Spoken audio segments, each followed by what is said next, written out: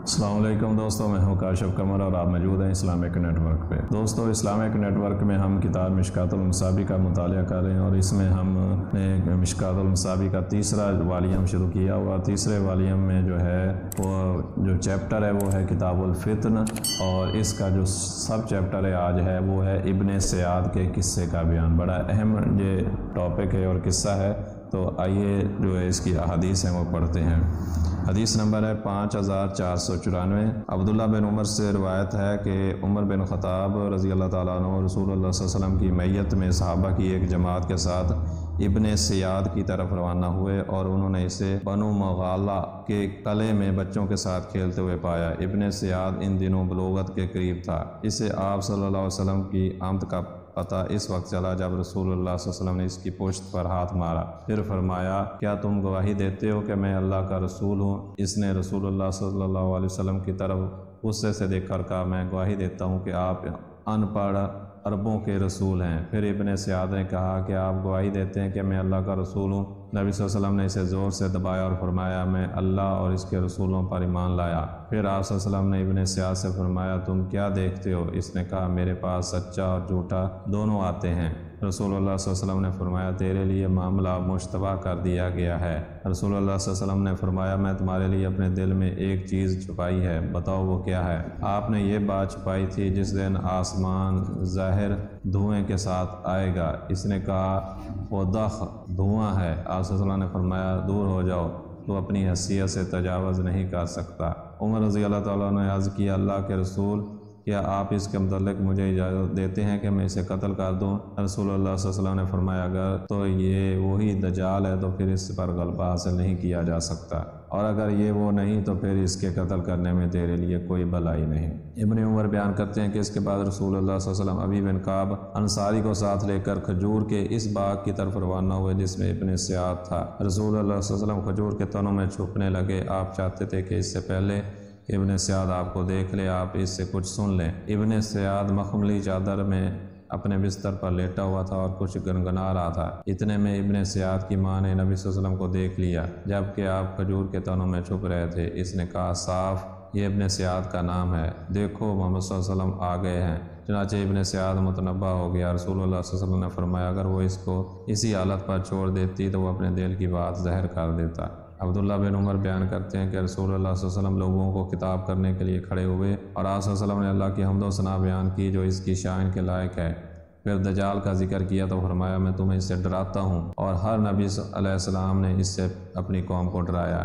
نوح علیہ السلام نے بھی اپنی قوم کو ڈرایا، لیکن میں اس کے متعلق تمہیں ایسی بات بتاؤں گا کہ جو کسی نبی نے اپنی قوم کو نہیں بتائی۔ تم خوب جان لو کہ وہ کانا ہے جبکہ اللہ تعالیٰ کانا نہیں ہے۔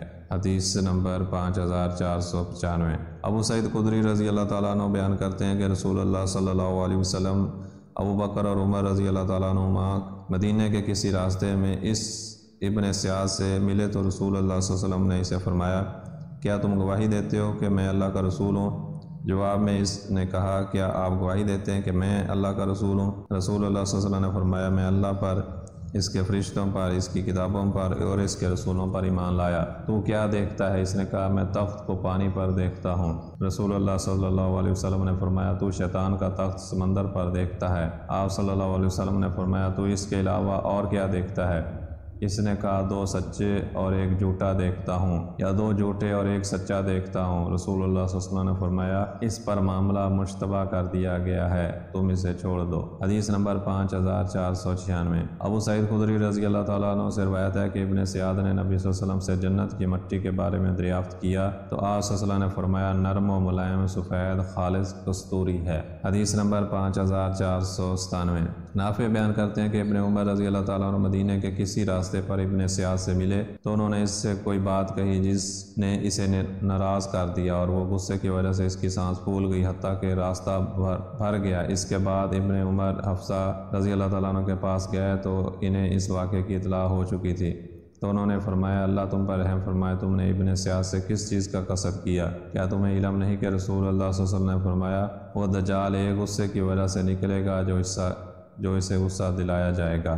حدیث نمبر 5498۔ ابو سعید خدری بیان کرتے ہیں کہ میں مکہ کی طرف جاتے ہوئے ابن سیاد کے ساتھ تھا اس نے مجھے کہا مجھے لوگوں کے کلام سے کس قدر تکلیف پہنچتی ہے، وہ سمجھتے ہیں کہ میں دجال ہوں۔ کیا تم نے رسول اللہ صلی اللہ علیہ وسلم کو فرماتے ہوئے نہیں سنا کہ اس کی اولاد نہیں ہوگی جبکہ میری اولاد ہے؟ کیا آپ صلی اللہ علیہ وسلم نے یہ نہیں فرمایا کہ وہ کافر ہے جبکہ میں مسلمان ہوں؟ کیا آپ صلی اللہ علیہ وسلم نے یہ نہیں فرمایا وہ مدینہ میں داخل ہوگا نہ مکہ میں جبکہ میں مدینہ سے آ رہا ہوں اور مکے جا رہا ہوں؟ پھر اس نے مجھ سے اپنی آخری بات یہ کی، سن لو اللہ کی قسم میں اس دجال کی جائے پیدائش اور وقت پیدائش کو جانتا ہوں اور وہ کہاں ہے یہ بھی جانتا ہوں، میں اس کے والدین کو جانتا ہوں۔ ابو سعید نے بیان کیا، اس ابن سعد نے مجھے اشتباہ میں ڈال دیا۔ وہ بیان کرتے ہیں میں نے اسے کہا تیرے لیے باقی ایام میں تباہی ہو۔ ابو سعید بیان کرتے ہیں اسے کہا گیا کیا تو یہ پسند کرتا ہے کہ وہ دجال تم ہی ہو؟ ابو سعید خدری بیان کرتے ہیں کہ اس نے کہا اگر وہ چیز دجال کی خصلت و جبلت وغیرہ مجھ میں پر پیش کی جائے تو میں ناپسند نہیں کروں گا۔ حدیث نمبر 5499۔ ابن عمر بیان کرتے ہیں کہ میں اس ابن سعد سے ملا اور اس کی آنکھ سوجی ہوئی تھی۔ میں نے کہا میں جو دیکھ رہا ہوں تیری آنکھ کو کب سے ایسے ہے، تیری آنکھ کو کب سے ایسے ہے؟ اس نے کہا میں نہیں جانتا۔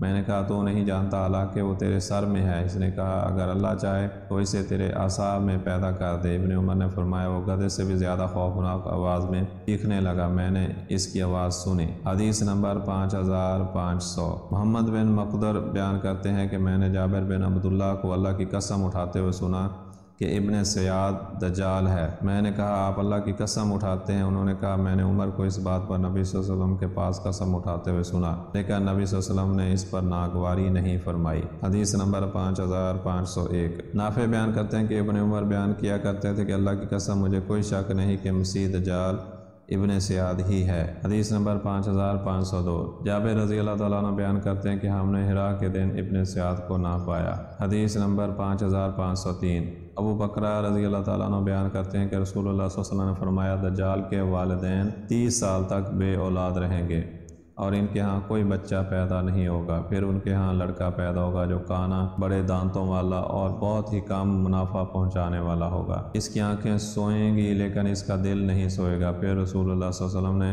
اس کے والدین کے متعلق ہمیں تعارف کرایا، فرمایا اس کا والد طویل القامت پتلا ہوگا، اس کی ناک لمبی ہوگی، اس کی والدہ موٹی لمبے ہاتھوں والی ہوگی۔ ابو بکرہ رضی اللہ تعالیٰ عنہ بیان کرتے ہیں کہ ہم نے مدینے میں یہودیوں کے ہاں ایک بچے کی ولادت کی خبر سنی تو میں اور زبیر بن عوام گئے حتیٰ کہ ہم اس کے والدین کے پاس پہنچ گئے، دیکھا کہ رسول اللہ صلی اللہ علیہ وسلم نے جو صفات بیان کی تھیں وہ ان میں موجود تھی۔ ہم نے ان سے کہا کیا تمہارا کوئی بچہ ہے؟ انہوں نے کہا ہم 30 سال تک بے اولاد رہے اور ہمارے ہاں کوئی بچہ پیدا نہ ہوا، پھر ہمارے ہاں ایک بچہ پیدا ہوا جو کانا لمبے دانتوں والا اور انتہائی کم نفع مند ہے، اس کی آنکھیں سوتی ہیں لیکن اس کا دل نہیں سوتا۔ راوی بیان کرتے ہیں کہ ہم ان دونوں کے پاس سے نکلے تو وہ ایک چادر میں لپٹا ہوا دو میں زمین پر لیٹا ہوا تھا اور اس کی آواز پست تھی۔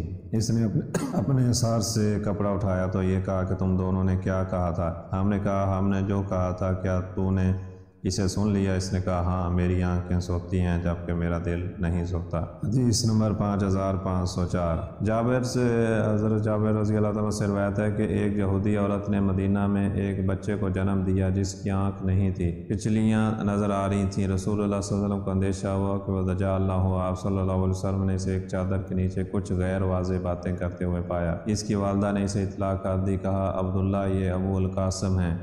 وہ چادر سے نکلا تو رسول اللہ صلی اللہ علیہ وسلم نے فرمایا اسے کیا ہوا؟ اللہ اسے ہلاک کرے۔ اگر وہ اس ابن سعد کو اس کے حال پر چھوڑ دیتی تو اپنے دل کی بات بیان کر دیتا۔ پھر ابن عمر سے مروی حدیث کے معنی کی مثل حدیث بیان کی۔ عمر بن خطاب نے عرض کیا اللہ کے رسول مجھے اجازت مرحمت فرمائیں کہ میں اسے قتل کر دوں۔ رسول اللہ صلی اللہ علیہ وسلم نے فرمایا اگر تو یہ وہی دجال ہے تو پھر تم اسے قتل کرنے والے نہیں ہو، اسے قتل کرنے والے تو عیسیٰ ابن مریم ہیں، اور اگر وہ دجال نہ ہوا تو پھر کسی ذمی شخص کو قتل کرنے کا تمہیں کوئی حق حاصل نہیں۔ رسول اللہ صلی اللہ علیہ وسلم مسلسل خوفزدہ رہے کہ وہ دجال۔ تو دوستو یہ تھی آج کی ویڈیو ابن سعد کے قصے کے حوالے سے۔ تو امید ہے کہ یہ ویڈیو آپ کو پسند آئی ہوگی۔ اگر آپ کو ویڈیو پسند آئی ہے تو اس کو لائک کریں اور اپنے دوستوں کے ساتھ شیئر کریں، اور اگر آپ کو ہمارا یہ چینل پسند ہے تو اس کو سبسکرائب کر لیں تاکہ ہر نئی آنے والی ویڈیو ایک نوٹیفیکیشن کے ذریعے آپ تک پہنچ سکے۔ آئندہ ویڈیو تک کے لیے اللہ حافظ۔